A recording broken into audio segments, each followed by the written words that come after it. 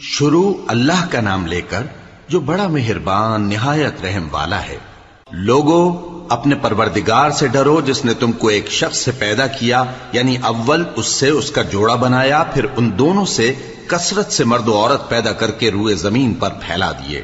اور اللہ سے ڈرو جس کے واسطے سے تم ایک دوسرے سے حقوق کا مطالبہ کرتے ہو، اور قطع رحمی سے بچو۔